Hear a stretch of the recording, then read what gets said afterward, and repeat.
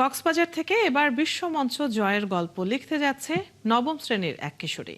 মর্যাদাপূর্ণ আন্তর্জাতিক ইংরেজি অলিম্পিয়াড টিন ইগল ইউকে এর চূড়ান্ত আসরে অংশ নিতে শনিবার যুক্তরাজ্যে গেছে সুরাইয়া আলম।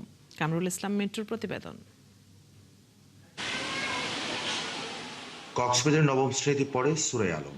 সে teen eagle UK international language কম্পিটিশনে ফাইনাল রাউন্ডে অংশ নিতে যাত্রা করেছে যুক্তরাজ্যে।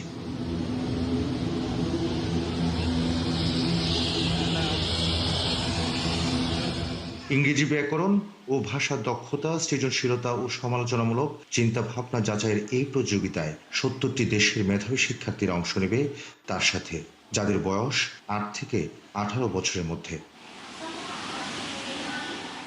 যুক্তরাজ্যে পাড়ি দেওয়ার আগে ৭১কে সুরাইয়া জানায় সে প্রথমে দেশভিত্তিক প্রিলিমিনারি রাউন্ডে অংশ নিয়ে উত্তীর্ণ হয়।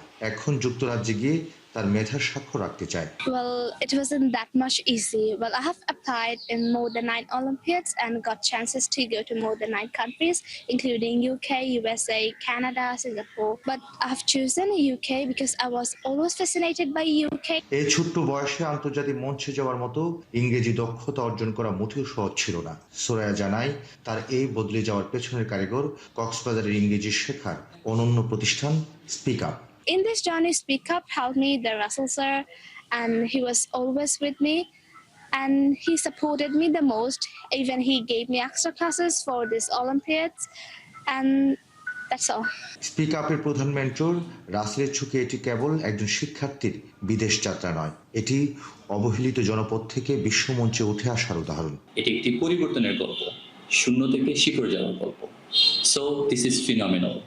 This experience will help to grow and to get international identity and truly represent our country with confidence. So when she'll come back, she'll inspire a lot of students and she'll do good.